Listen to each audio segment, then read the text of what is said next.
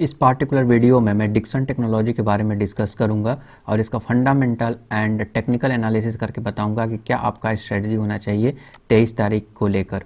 तो recently lower circuit लगा है डिक्सन टेक्नोलॉजी में। नाउ अभी आप क्या कर सकते हैं, आपका क्या स्ट्रेटजी हो सकता है इस मल्टी बैगर स्टॉक में। तो चलिए इसको डिटेल में डिस्कस करते हैं। थोड़ा बहुत हम फंडामेंटल यहाँ पे देख लेते हैं। फंडामेंटल इसलिए ज़रूरी है ताकि आपको एक बेसिक आइडिया हो जाएगा कि ये स्टॉक का डायरेक्शन क्या है। तो अगर हम प्रॉफिट ग्रोथ के बारे में बात करें तो प्रॉफिट ग्रोथ शानदार है और आने वाले समय में अच्छे क्वार्टर रिजल्ट की भी एक्सपेक्टेशन है, क्योंकि इंडिया गवर्नमेंट आत्मनिर्भर भारत के अंतर्गत इस स्टॉक को, क्योंकि इलेक्ट्रॉनिक्स गुड में इलेक्ट्रॉनिक्स गुड के मैन्युफैक्चरिंग में डिक्सन टेक्नोलॉजी का अहम रोल है। और इससे पहले इंडिया में चाइना से इंपोर्ट होता था कई सारे मैन्युफैक्चरिंग प्रोडक्ट, बट नाउ जो है डिक्सन टेक्नोलॉजी को एक अपॉर्चुनिटी मिला हुआ है। आने वाले समय में इलेक्ट्रॉनिक्स गुड का मैन्युफैक्चरिंग ये स्टॉक कर रहा है, ये कंपनी कर रहा है डिक्सन टेक्नोलॉजी। तो गवर्नमेंट भी आत्मनिर्भर भारत के अंतर्गत सपोर्ट कर रहा है। तो इन सारे चीज़ों को ध्यान में रखते हुए आने वाले समय में बेहतरीन रिजल्ट प्रोवाइड करने की कैपेसिटी रखता है डिक्सन टेक्नोलॉजी, बिकॉज बहुत सारे बड़े बड़े कंपनी के साथ उसका जो है डील हो चुका है। तो अगर आपको पता होगा कि इसका लोगो भी है, ब्रांड बिहाइंड ब्रांड, और 25 सालों का यहाँ पर 25 सालों से ये काम कर रहा है। तो इसके पास अच्छा खासा एक्सपीरियंस भी है सेटअप को और मैन्युफैक्चरिंग को अच्छे से कर पाना और आने वाले समय में अच्छा प्रदर्शन कर पाना। तो प्रॉफिट ग्रोथ के बारे में बात करें तो at the current scenario compounded profit growth 12 month 31%, 3 year 36% and 5 year 59%। तो ये शानदार ग्रोथ है और स्टॉक CAGR भी लाजवाब है, 85% का रिटर्न 3 ईयर में और 1 ईयर में अराउंड 468% का रिटर्न। तो स्टॉक CAGR काफ़ी ज़्यादा बेहतरीन है। नाउ PE रेशियो अगर हम बात करें तो PE रेशियो थोड़ा अभी एक्सपेंसिव नज़र आ रहा है 166 का। इसका मतलब ये है कि 1 रुपया अगर वो कमाता है तो आप 166 रुपीज़ दे रहे हैं। आने वाले समय में अगर ये ग्रोथ अगर कंटिन्यू रहता है तो डेफिनेटली ये PE रेशियो अगर 50% के ग्रोथ से भी अगर आगे बढ़ेगा तो आने वाले 3 सालों में 3 साल तक उम्मीद है कि ये इसका वैल्यूएशन मेकअप कर पाएगा। तो आने वाले समय में अच्छा ग्रोथ का अपॉर्चुनिटी दिख रहा है, इसीलिए लोग यहाँ पर बाई कर रहे हैं।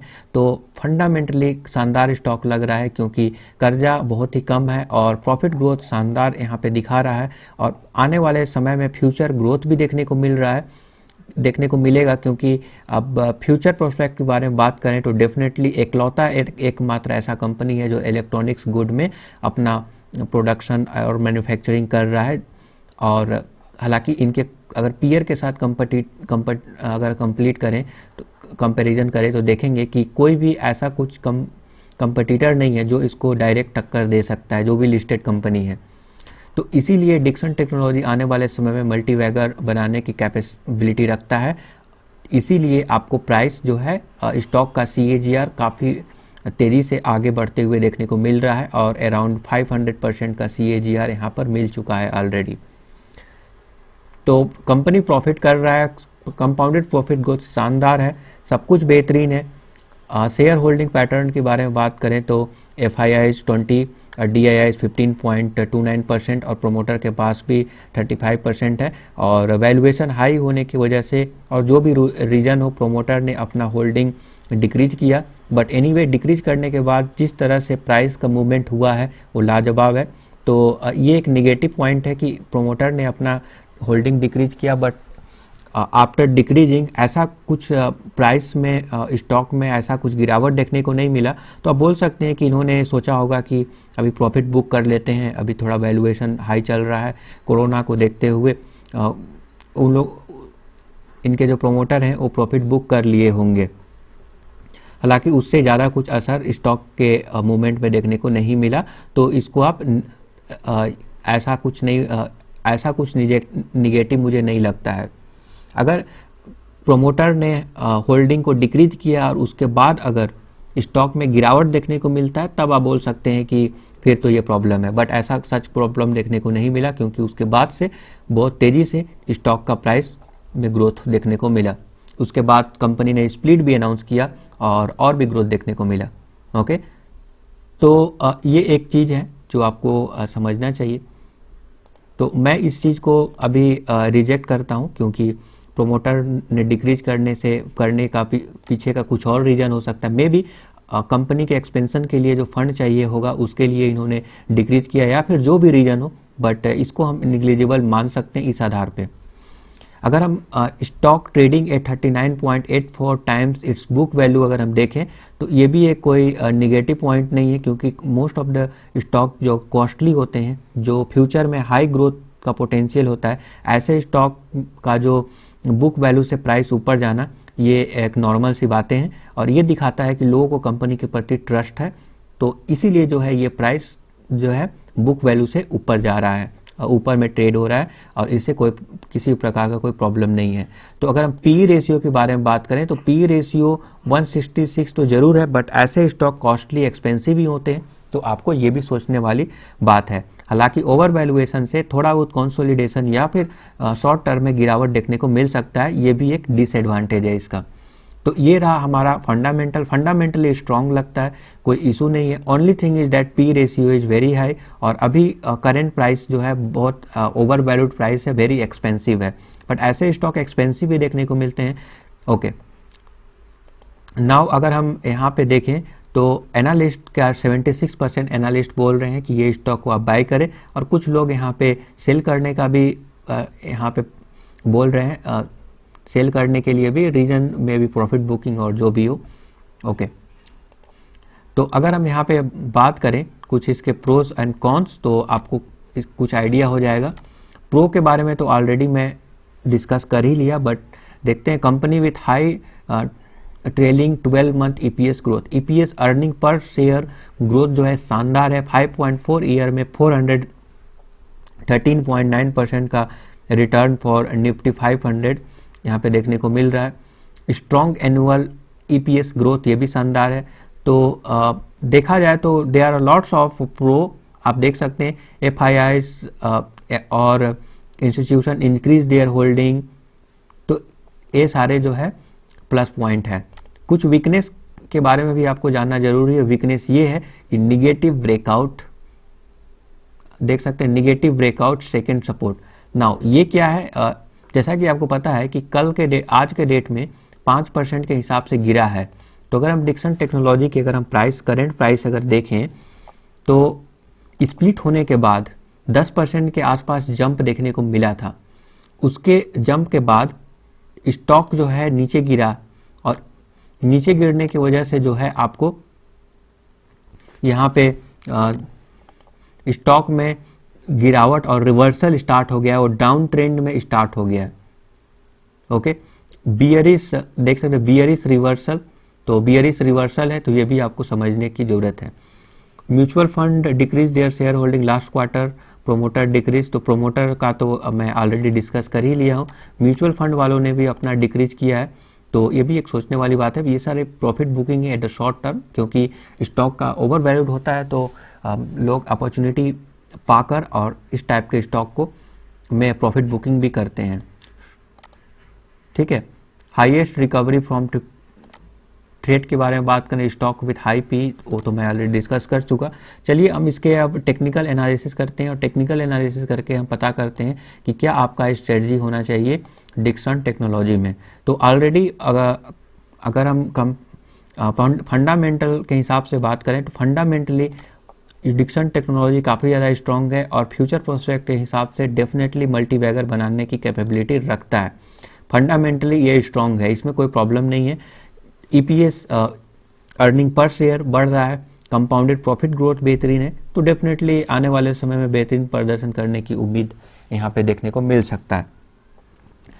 तो टेक्निकल्स क्या बोलते हैं, तो टेक्निकल्स के अगर बारे में बात करें तो कुछ मैं की पॉइंट लॉन्ग टर्म के हिसाब से मैं प्रिपेयर किया हूँ, तो मैं लॉन्ग टर्म के हिसाब से ही आपको डायरेक्शन यहाँ पे दे पाऊंगा, क्योंकि ट्रेडर शॉर्ट टर्म में कुछ भी हो सकता है, मार्केट का रुख किधर बदल जाए कोई नहीं जानता।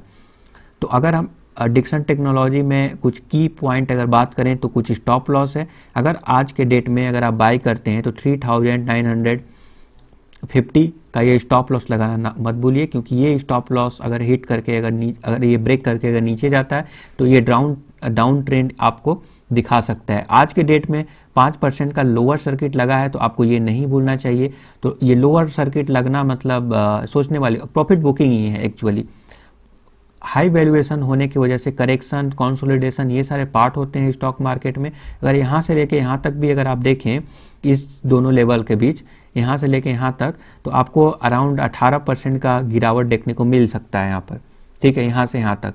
तो ऐसे गिरावट इस स्टॉक में भी देखने को मिलेंगे। शॉर्ट टर्म में ये प्रॉफिट बुकिंग है। लॉन्ग टर्म के हिसाब से अगर आपने बाय किया तो आपको इस गिरावट को ध्यान नहीं देना चाहिए, क्योंकि एट द एंड ऊपर ही जाना है। तो ये स्टॉप लॉस आप लगाकर, अभी जो लोग बाय कर रहे हैं मैं उनको रिकमेंड करूंगा कि ये स्टॉप लॉस लगा सकते हैं। जो पहले से ही बाय किए हुए हैं उनको भी अगर कहीं ना कहीं लगता है कि मुझे भी प्रॉफिट बुक करना चाहिए, किसी पैसे की रिक्वायरमेंट है, और अगर प्राइस को ज़्यादा नीचे जाएगा तो नहीं झेल पाएंगे 18% 20% का गिरावट, तो चाहे तो इस लेवल पर वो इस लेवल को ब्रेक करने के बाद वो यहाँ पर सेल करके प्रॉफिट बुक कर सकते हैं जो पहले से ही बाय किए हुए हैं।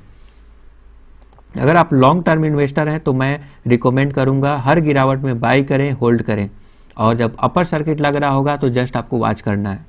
ये हमारा स्ट्रेटजी है। जब मार्केट गिर रहा है तो आप बाय करें, और जब मार्केट अप जाएगा तो जस्ट वॉच करना है। ये स्ट्रेटजी होना चाहिए। बाकी रिटेल निवेशक जनरली क्या करते हैं कि जब मार्केट अप जाता है, अपर सर्किट लगता है, तब बाय करते हैं, और जब लोअर सर्किट लगता है तो सेल करते हैं।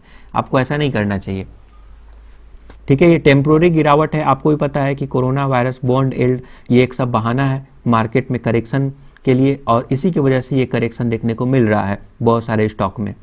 ओवर वैल्यूड जितने भी स्टॉक हैं उसमें धीरे धीरे करके करेक्शन, कंसोलिडेशन का फेज आ चुका है, और ये तो एक मार्केट का पार्ट है, इसीलिए ऐसा देखने को मिल रहा होगा आपको।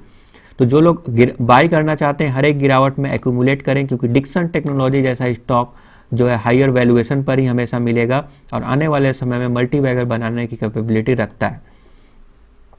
ऐसे लोग जो इस लेवल पर बाय तो करना चाहते हैं, बट उन्हें लगता है कि शॉर्ट टर्म में अगर गिरावट होगा तो परेशान हो जाएंगे और वो सेल कर देंगे, और तो फिर उनके लिए मैं बता दूं कि अगर आप इसको बाय ही करना चाहते हैं और कंसोलिडेशन के फेज से घबराहट होता है, या फिर लोअर सर्किट से घबराहट होता है, तो आप इस ब्रेकआउट लेवल तक का वेट कर लीजिए। अगर इसको आप ब्रेक करेगा तो आप बाय करें, और इसको अगर ब्रेक नहीं करेगा तो आप बने रहें, बस देखते रहें। कंसोलिडेशन, अप्स डाउन्स ये सब देखते रहें, ठीक है। लॉन्ग टर्म वालों के लिए तो मैं ऑलरेडी मैं बता चुका हूं कि लॉन्ग टर्म वालों के लिए केवल बाय और होल्ड करें, और ये जो कंसोलिडेशन और गिरावट जो देखने को मिल रहा है इस स्टॉक में, उससे नहीं घबराना है, उससे सेल नहीं करना है कि मार्केट और गिर जाएगा। आपको सोचने वाली ज़रूरत ही नहीं है। जैसे आप गोल्ड खरीदते हैं तो आप सेल नहीं करना चाहते, भले ही मार्केट गिर जाए ऊपर जाए कोई फर्क नहीं पड़ता, उसी टाइप से इसको जो है आप बाय करके चलें। मार्केट अप जाए डाउन जाए कोई प्रॉब्लम नहीं होना चाहिए, कभी इसको सेल ना करें। सेल तभी करें जब ये कंपनी जो है कंपनी का परफॉर्मेंस खराब जाएगा और फंडामेंटल खराब रहेंगे। फंडामेंटल में अगर प्रॉब्लम स्टार्ट होगा तब आप सोच सकते हैं सेल करने के लिए। अदरवाइज इन सारे जो मार्केट का पार्ट होते हैं, गिरावट और कंसोलिडेशन, लॉन्ग टर्म के हिसाब से ये सब आते रहते हैं, आपको घबराने की जरूरत नहीं है। आपको बने रहना है, होल्ड करना है, और अगर कंसोलिडेट कर सकते हैं गिरावट में तो कंसोलिडेट करें, ये मेरा सजेशन रहेगा।